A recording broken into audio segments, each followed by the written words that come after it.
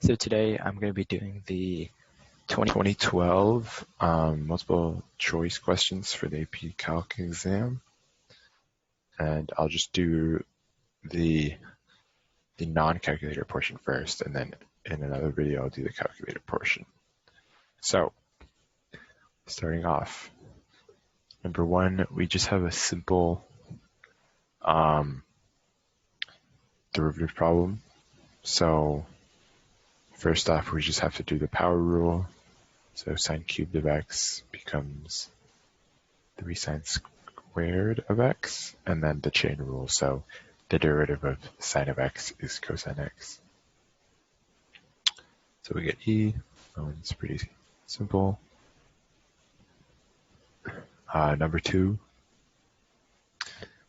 moving to a parametric one. So the particle is given by these two equations. So which of the following points is the particle at rest? So the particle is at rest when it's not moving in the x direction and it's not moving in the y direction, which means we need to look at the derivatives of each of these equations. So x prime of t is 3t squared minus 6t, and then y prime of t is 12t, or 12 minus 6t. And so the particle is not moving, or that's what we're looking for, which means we'll set both of these equal to 0. And we will find the t which satisfies this. So for the first one, it's t equals 0. And let's see, t equals 2 also works. And then the second one is t equals 2. So what this means is at time t equals 0, there's no change in the x coordinate, but there is a change in the y coordinate. But then at time t equals 2, there's no change in either the x or the y coordinate. So now we can plug back t2 into the equations for the particle's position and get this. So 2 cubed is 8 minus 12 is negative 4. And then for y, we have this, which is 12. And so negative 4, 12 is their answer, or A. All right, moving on to number 3. Graph of f is shown above. What's the value of this integral? Okay, so all we got to know here is that the integral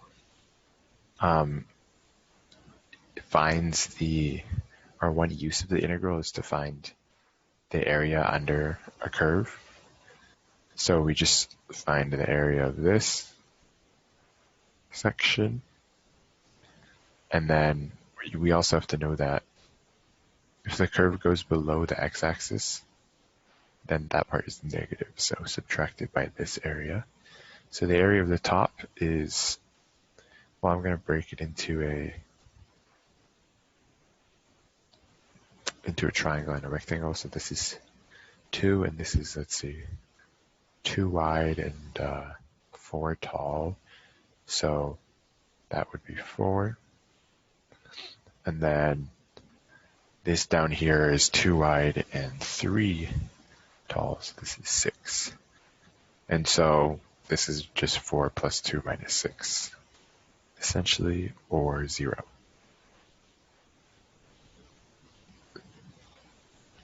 Okay. Now number 4, which of following integrals gives the length of the curve y equals ln x from x equals 1 to x equals 2. So for this, we just have to know the arc length formula, which is to find the length of an arc from A to B, it is the integral from A to B of the square root of 1 plus the derivative of the function squared. And so in this case, it's ln x. And so dy over dx equals 1 over x. So then that's squared. Add all this. And we're finding it from 1 to 2. So it would be A. All right, number 5, the Maclaurin series for the function f is given by the series what is the value of f of 3. Oh, so this is pretty simple. All we really got to do is plug in, f of 3. Okay. So we can see that if we plug in 3, so that's a bad sigma, but we can see that this is just an alternating series, or not an alternating series, this is a geometric series, because every time n increases, you're just multiplying by negative 3/4 an additional time, and then adding it. So we need to find the first term. So here, let's just write the formula for a geometric series, an infinite geometric series, is the first term divided by 1 minus r, where r is, the absolute value of r is less than 1. Otherwise, the series won't converge. So we can see in this case, the r is negative 3/4, because that's what keeps getting multiplied. And then the first term, if we plug in n equals 0, is 1. So we get 1 over 1 minus negative 3/4, or 1 plus 3/4, which is 1 over 7/4, which is 4/7. So that's C. All right, number 6. Using the substitution u equals x squared minus 3, this integral is equal to which of the following? Oh, so this gives us the substitution. So all we got to know is how to do u substitution, which is that we need to get rid of this dx and replace it with the du. So du over dx equals 2x. And so dx equals 2 over du, or du over 2x, which means that we can just replace everything with u. Oh, and also for the bounds, for the negative 1 and the 4, this is in terms of x, so now we have to put this in terms of u. So we just plug it into this this equation to get from x to u. So 4 squared minus 3 is 13, and negative 1 squared minus 3 is negative 2. So our new integral goes from negative 2 to 13, and it is of x over 2x, or just a 1/2, which we can actually remove outside the integral. So 1/2 times, and then x squared minus 3 gets replaced by u du. So this is our final answer. And that corresponds with, it's to the 5th power. There we go. I missed that. So that corresponds with this, number C, or letter C. If arc sine x equals ln y, then dy over dx equals. All right, so this is an implicit differentiation. And so we're trying to find dy over dx, so we're differentiating with respect to x. So if we do that, of the equation. I'm just going to write this as the other notation. So the sine of x, or the arc sine of x, the derivative of the arc sine of x is 1 over the square root of 1 minus x squared. That one is just something you just have to memorize, unfortunately.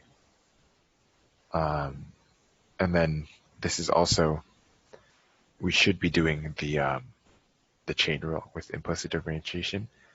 So it should be times dx over dx, but I mean, this just equates to 1, so we can ignore it. And then for ln y, it becomes 1 over y. But then this time when we do the chain rule, we have dy over dx. So now we just rearrange this to be to isolate dy over dx, and we get that it equals y over 1 minus x squared. And so that is A. All right, number 8 is word problem. So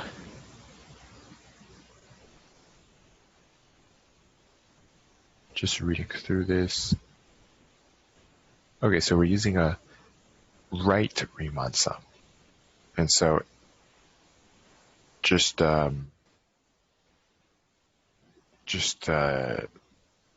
I guess if you don't remember, a Riemann sum is when you approximate a definite integral using like rectangles.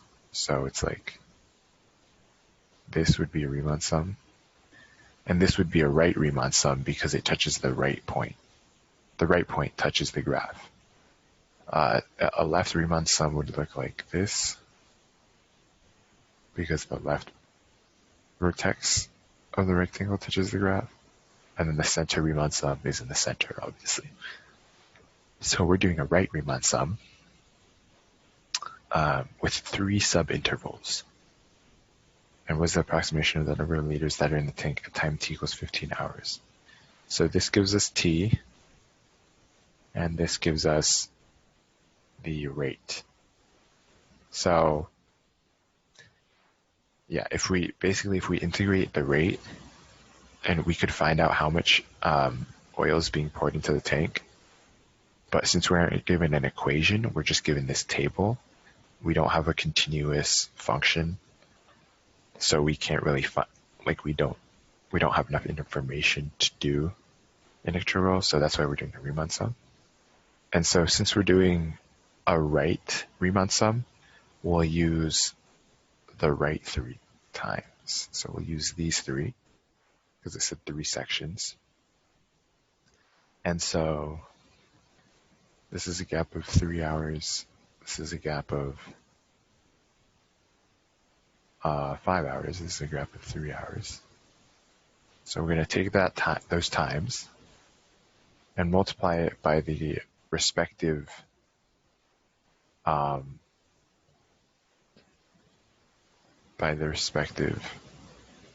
rates. So since we're using a right Riemann sum, we will be using the 3 goes with the 6.2, the 5 goes with the 5.9, and the other 3 goes with the 5.6. So just doing the calculations gives us 64.9. And then if we have to remember the 50 liters that it is already at time t equals 4, is already there at time t equals 4, I should say. So add that, and we get 114.9 liters, which is C. All right, so number 9. Which of the following series converge? Okay, so let's look at the first one. The first one, just by looking at it, you can tell, or at least this is how I see it, I'm almost certain it converges because a factorial increases faster than a exponential function because the exponential will keep multiplying by 8, right? So like if n equals, or I mean, yeah, okay, I'll use that example. If n equals like 5, then it'll just be 8 times 8 times 8 times 8 times 8. And if n equals 5 for the exponential, it'll be 5 times 4 times 3 times 2 times 1 times 4 times 3, etc. But at a certain point, namely when n is greater than 8, then it will be going like 9 times 8 times 7. And it'll be multiplying by this 9, which is greater than the 8 that it keeps getting, that the exponential function keeps getting multiplied by. So just intuitively, you can see that the factorial increases faster. But if we want like actual, a more concrete way to show that, we can use the ratio test. So we will do a to the n plus 1 over n plus 1 factorial. This is the limit as n approaches infinity with the absolute value of this times n factorial over a to the n.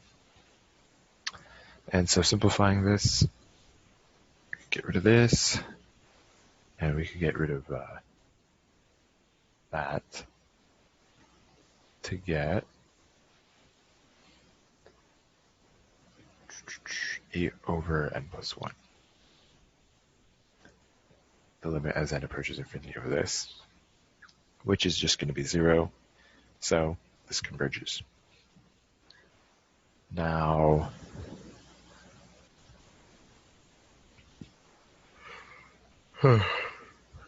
the second one is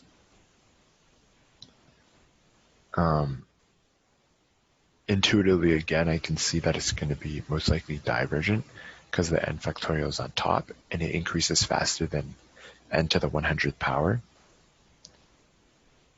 But again, we can show this using the ratio test.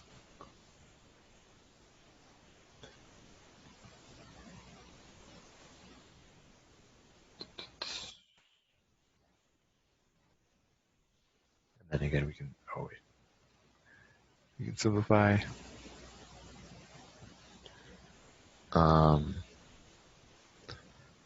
And if we're taking the limit as n approaches infinity, these are essentially the same thing, so that we can cancel them out.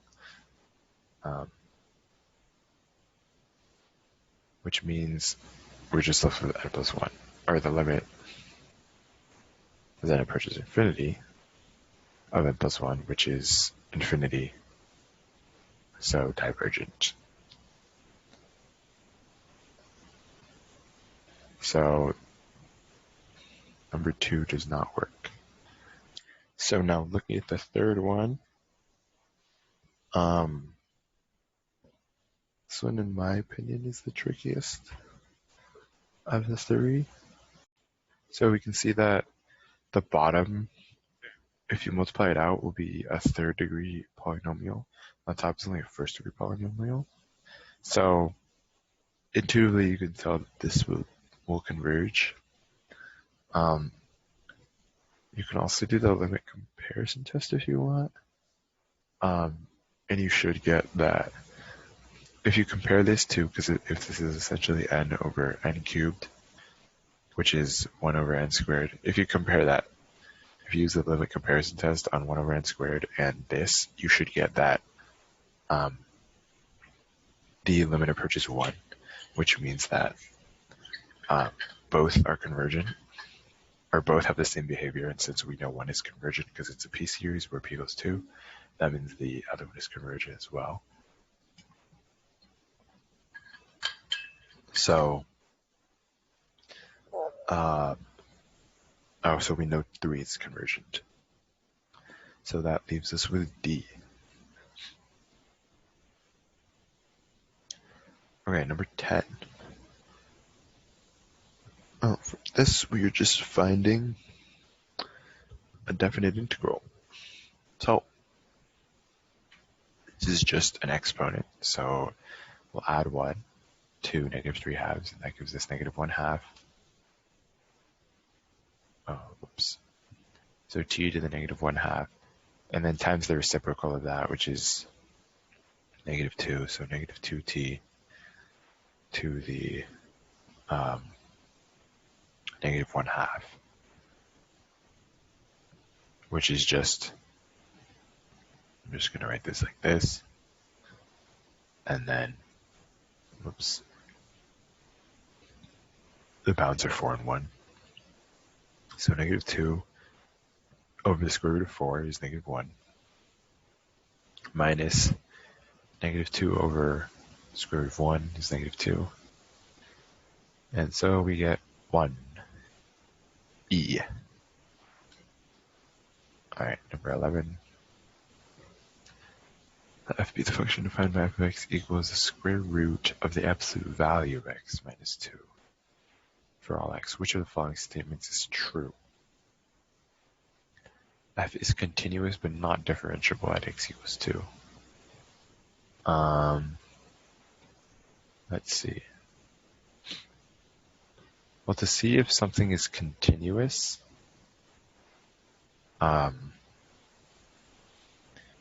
we gotta see if f of 2 and the limit as x approaches 2 of f of x are the same. So f of 2 equals 0. And the limit of f of x is also 0. So f is continuous, which means c is out. This is wrong. And x equals 2 is not a vertical asymptote because f of 2 is on the graph. And so we can see that for this, and there's an absolute value, which means that there's going to be a sharp point. So like an absolute value graph looks like this. Oh, whoops, that's very bad. But there's a sharp point, which points aren't differentiable, but they are continuous. So A is the answer. But this isn't exactly an absolute value graph. It's a square root of an absolute value, and it's offset by 2 units. So, I mean, it won't look exactly like this. It'll look more like this. You know, it'll be curved and less extreme. But, you know, it's the same idea. It converges at a sharp point, which means it's not differentiable there. So, now we're at 12. The points -1, -1, and 1, -5 on the graph. That satisfies the differential equation dy over dx equals x squared plus y. Which of the following must be true? Okay, so local maximum, point of inflection, local max, local minimum. Alright, so I guess first I'll try the point -1, -1. So -1 is both of the x and the y coordinate. And we get 0. So dy over dx equals 0 at -1, -1, which means that, what was I going to say? Oh, which means this is either a minimum or a maximum. And I guess it could be a point of inflection too. But let's see. We can either look at the second derivative, or we can just look at what happens as x is slightly less than -1 and as x is slightly more than -1. So if we look at the second derivative, we get that, I always forget the notation for the second derivative, but the second derivative is 2x plus dy over dx, which means it's 2x plus x squared plus y. And if we plug in -1 again, we get -2 plus 1 minus 1, which is -2, which means this graph is concave down at -1, -1. So -1 is a local maximum C. Boom. And we could just see that if we plug in -1, -5, that into the first derivative or the second derivative, it doesn't equal 0, which means it can't be a maximum or a minimum, and it can't be a point of inflection. So there's that. All right, what is the radius of convergence of this series?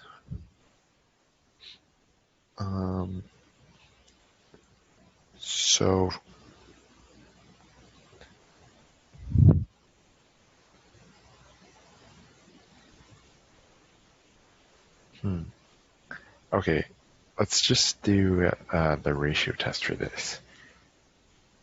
I think we could do the root test too, but we'll just do the ratio test. And so we'll see the limit as x approaches infinity of x minus 4 to the 2n over, 2n plus 1. This times this, and then we can simplify this, and this becomes 2n plus 2, so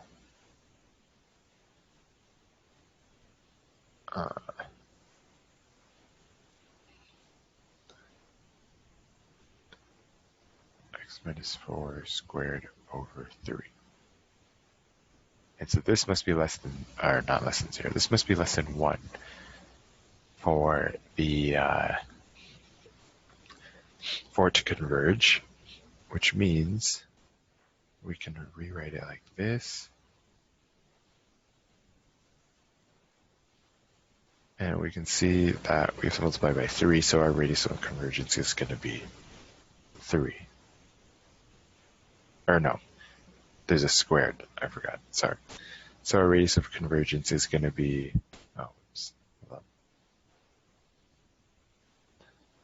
our radius of convergence is going to be from root 3, negative root 3, to, well, not exactly, because we have that to 4, but that doesn't affect the radius of convergence, but we get this, essentially. And so the radius of convergence will be radical 3, because it goes 3 in either direction.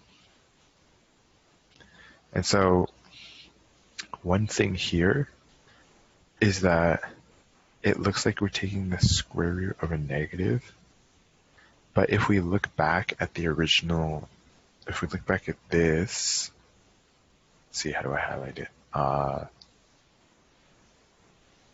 If we look back at this, we can see that we can actually use negative values because like there's nothing stopping us from using negative values. It's just when we rewrote it, it appeared that we couldn't, but we have to look back at the original to realize that we can. So yeah, that's why we're not doing anything with complex numbers. All right, 14. Let k be a positive constant. Which of the following is a logistic differential equation. So for that, we just have to know what a logistic differential equation is. It's a type of differential equation that has like a certain pattern. It looks something like this, or like this. Whoops, that's kind of bad. 15, the graph of a differentiable function shown above. If h of x equals the integral from 0 to x of f of t dt, which of the following is true? Oh, so we're looking at h of x, the derivative of h of x, and the second derivative. So h of x equals this. Oh, whoa, what did I just do? Hold on. My bad. Try and zoom back in. Okay. Hopefully it comes back into focus.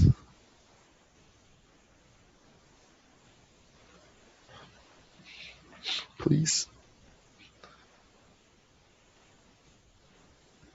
There we go. Alright, so the first derivative, h prime of x, is, if you remember, taking the derivative of an integral or an antiderivative. Oops. Just leaves us with well, we'd distribute the x, so we'd get basically f of x. And then the second derivative is just that, the derivative of the first derivative, so f prime of x. So we're looking at the point where x is 6. So on the graph of f, which is h prime of x, so h prime f of 6, where should I write this? So I can write this here. H prime of 6 equals f of 6 equals 0. Now, h of 6 is this integral from 0 to 6 of f of t, so it's all this, which means it's some negative value. It is negative because the graph goes below the x-axis for that area, and then h prime, or double prime of 6, is, well, it's just the derivative of the graph of f, which we can clearly see is increasing at x equals 6. So this is some positive value, which means h double prime of 6 is the biggest, and h of 6 is the smallest. So A is our answer. Okay, 16. Let y equals f of x be the solution to this differential equation with an initial condition f of 1 equals 3. Oh, we're using Euler's method. Okay, so we're doing 2 steps of equal length, starting at x equals 1, and we want to find the value, or the approximate value of y when x is 2.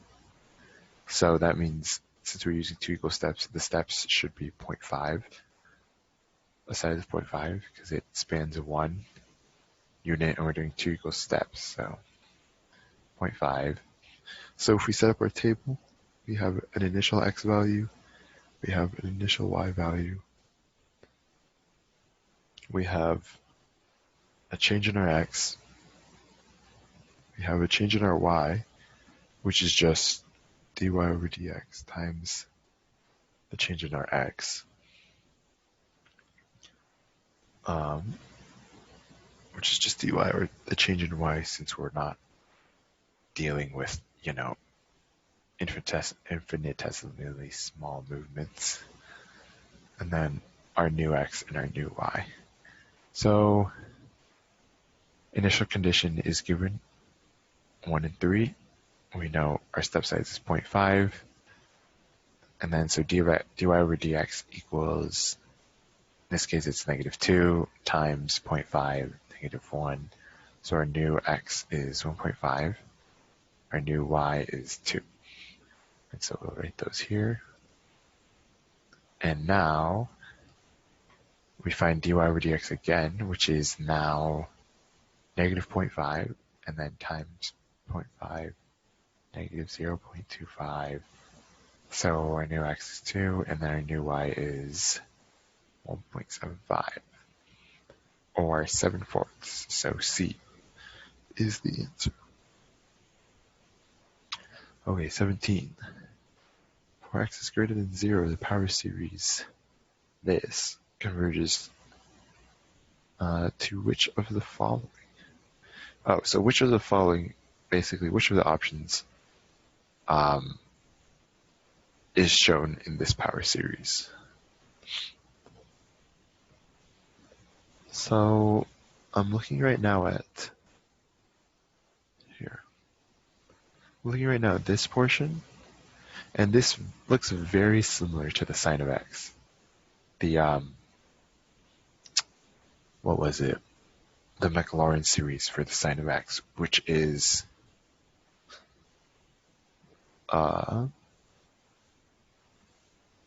what I'm writing right now.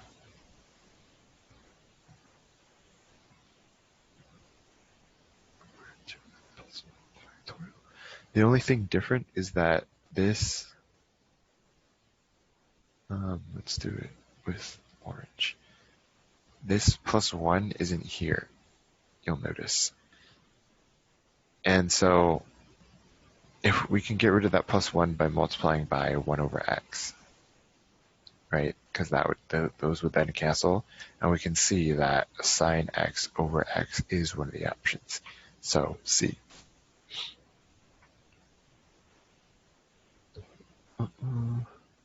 Equals this. Okay. The graph of f prime of x, the derivative of f, or of f prime, the derivative of f, consists of 2 line segments and a semicircle, as shown above. If f of 2 equals 1, then f of -5 is what? Okay, so this is where we have to know what an antiderivative can do. So if we're given a derivative, or the graph of the derivative, we know what the value of the derivative is, we know the value of a point on the graph of f, and we're given the graph of the derivative. So we know the slope at every point, essentially, and we can use the integral to find the total change in the graph of f. So right here is 2, and right here is -5. So if we integrate this graph, we see that this section is -2. Or wait, this is 2 pi r, or no, pi r squared, and r is 2. So 4 pi, but then it's only a semicircle. So this is 2 pi, -2 pi, because it's below. And this is 3, this section. And so if f of 2 equals 1, we're actually going backwards. So this is all negative. So it's 1 minus 3 minus this, which is 1 minus 3 plus 2 pi, which is 2 pi minus 2, which is A. So yes, A is our answer. So now we're looking at problem 19.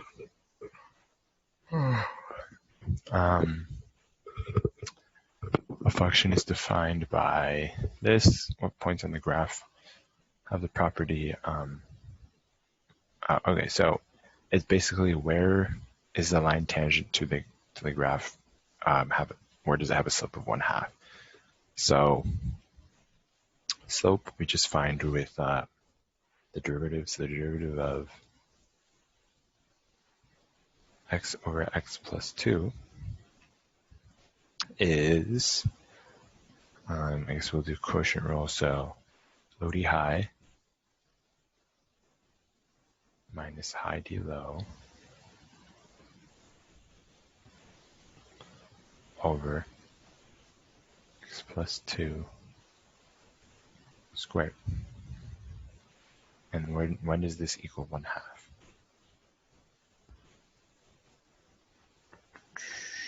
Well, let's see.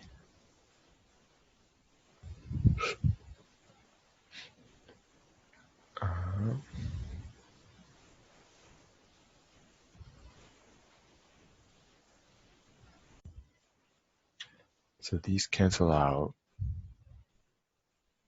and we're just left with, and I guess I'll take the reciprocal of both sides. So x plus 2 squared over 2 equals 1/2. And then get rid of these. So x plus 2 equals 1, or x equals -1.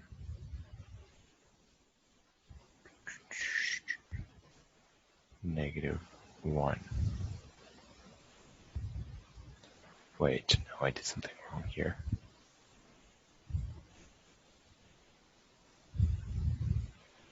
Let's see, what did I do wrong?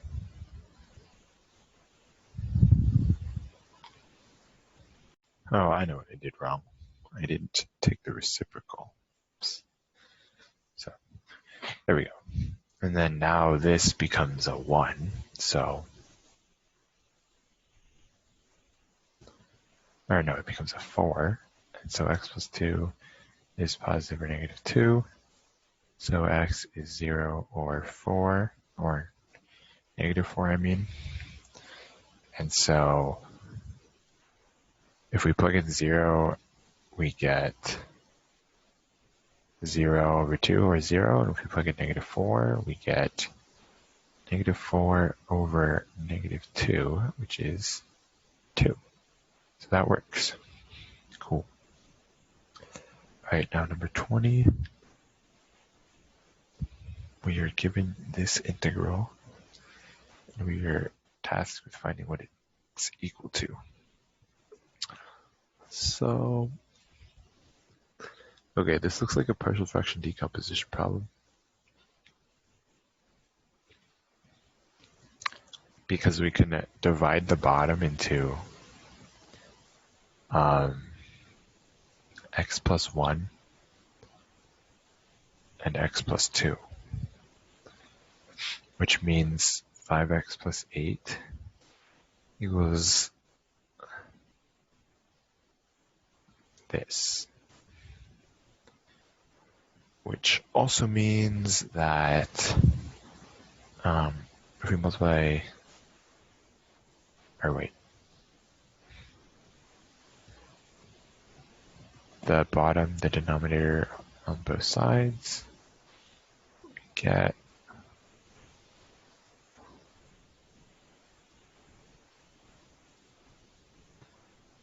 and so now if we plug in like x equals negative 2, we get negative b equals negative 2, so b equals 2. And if we plug in x equals negative 1, we can see that a equals 3. So we can rewrite this integral as, so a equals 3. So 3 over x plus 1 plus 2 over x plus 2. And now this is a much easier integral. It's just 3 ln x plus 1 plus 2 ln x plus 2. And it's from this. So if we plug in 1, we're left with 3 ln 2 plus 2 ln 3 minus 3 ln 0, or no, 1. 1 plus 2 ln 2.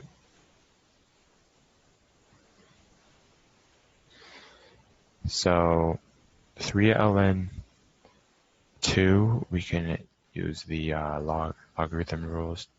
This is just ln 8 plus ln 9 minus, well, ln 1 is just 0, because e to the 0 equals 1, and then 2 ln 2 is ln 4. So ln 4, and then also with our log rules, we know that when we're subtracting logs, we can, it's like the same as dividing what's inside the logarithm. So ln of 8 minus ln of 4 is the same thing as ln of 8 over 4 or ln of 2. And then similarly, when we're adding, we can multiply. So this equals ln of 18, which is C. All right, 21. The line y equals 5 is horizontal asymptote to the graph of which of the following.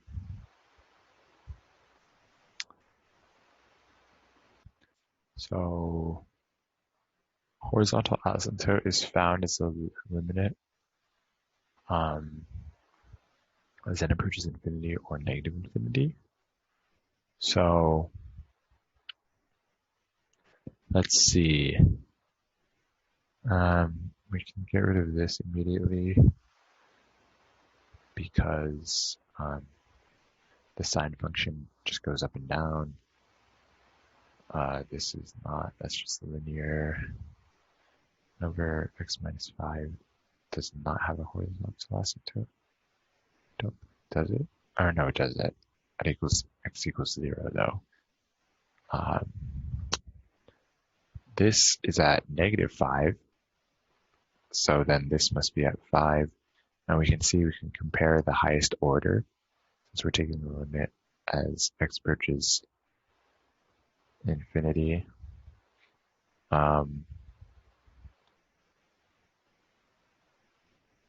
Cancel out, and then we're left with 5. So yeah, as x approaches infinity, it will tend towards 5. Y will tend towards 5. All right, so the power series, this power series converges at equals 5, which of the following must be true.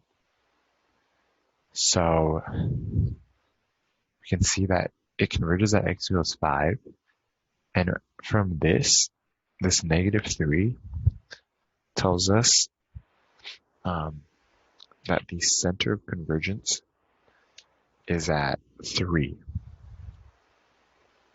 So if the center is at 3, and it also converges at 5, that means the radius of convergence is greater than or equal to 2.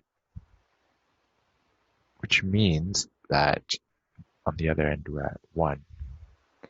So we don't know if the series converges at x equals 1, but we know that it must converge at x equals 2 because 2 falls right here. So we know that D is the correct answer. The other options could be true, but option D must be true.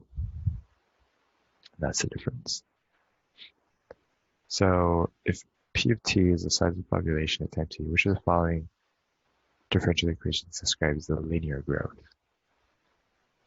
That would just be A, because the rate of change is constant. That's what a linear graph is, has a constant rate of change. And so A is the only one where there is a constant.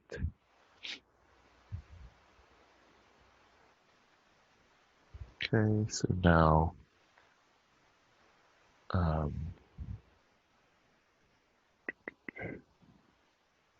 now 24, the FB differentiable function. Okay,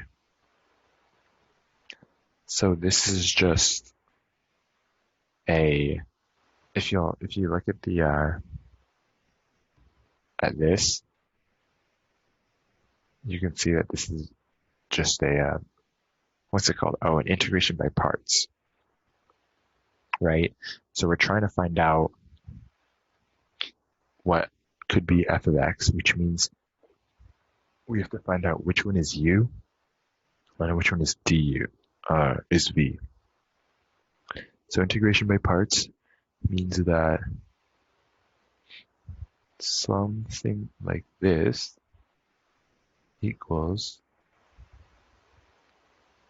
this v u prime dx. So this is integration by parts. And if we remember that the rule details, so details, or mainly we're focusing on the e-tail part. This is exponential, trigonometric,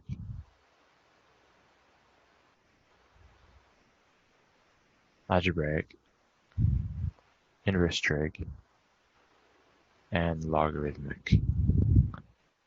So the ones higher up should be the dv, and the ones lower down should be the u. So we can see that there's a trigonometric function, which means sine is most likely going to be the dv,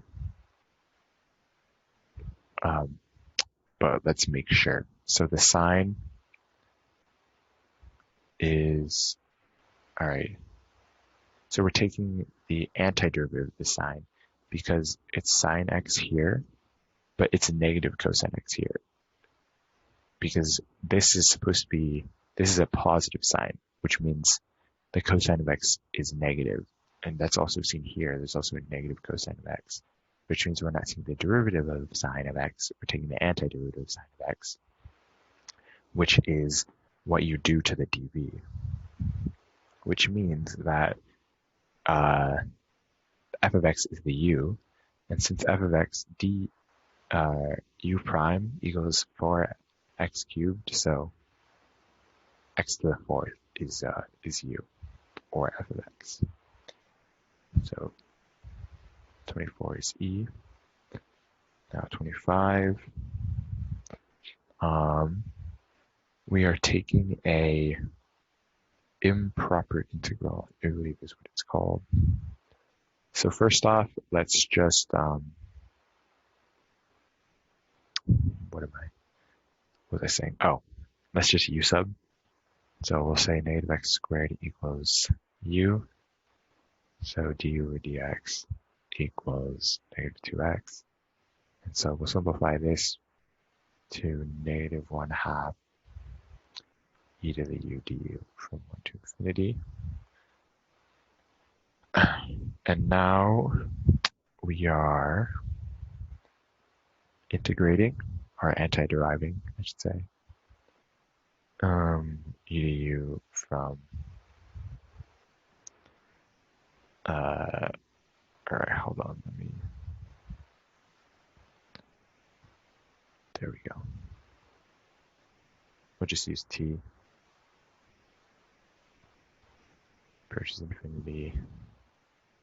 I guess this technically should be t squared, and this should be negative 1, or this should be negative t squared. And as t approaches infinity, or wait, yeah, so that means we're getting e to the negative infinity, which is just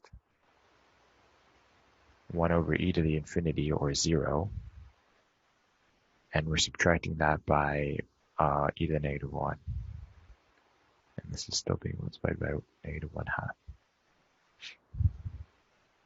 And so e to the negative infinity is just 0. So this is just 1/2 e to the negative 1, or 1 over 2e, which is b.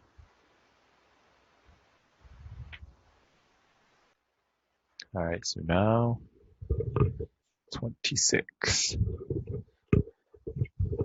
A polar question. What is the slope of the line tangent to the polar curve? R plus 1, or what? R equals 1 plus 2 sine theta at theta equals 0. All right, so for this, we have to find dy over dx, which is just y prime over x prime,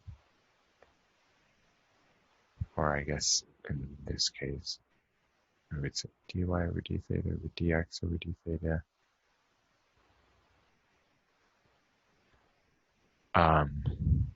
Which dy is just r theta times sine theta. So it's, or no, r theta sine theta. And then r theta cosine theta. So essentially we're going to say it's r prime sine theta plus r prime cosine theta, or no, plus r cosine theta, like that, over r prime cosine theta minus r sine theta. And if we plug that in, well, r prime in this case equals 2 cosine theta. So 2 cosine theta sine theta plus 1 plus 2 sine theta. This is very arduous or tedious. I don't know which one's right. 2 cosine theta plus 2 sine theta sine theta. Okay. And now it's at theta equals 0. Which means we can cancel a bunch of stuff because sine of 0 is 0. So that's 0. This is 0, so that's just 1. So this is just cosine of theta. And this is all 0. So this is equal to, cosine of theta is 1. So 1 over 2, which is B. All right, 27. For what values of P will both series converge? Let's see. So the bottom is a P series, or the left is a P series. And a P series, in a P series, P must be greater than, well, in this case, since they're using the variable P, it's kind of annoying. So let's just say Q. It's a Q series. So Q must be greater than 1 for the series to converge. And so since Q equals 2P, that means 2P must be greater than 1 for the series to converge, or P must be greater than 1/2. And looking at the other one, this one is a geometric series. And so in a geometric series, R must be, or the absolute value of R must be less than 1, which means P equals R over 2. So P over 2 must be less than 1, or P is less than 2. So P must be greater than 1/2, but less than 2. So it's C. All right. Let G be a continuously differential function with G of 1 equals 6 and G prime of 1 equals 3. What is the limit as x approaches 1 of G of t?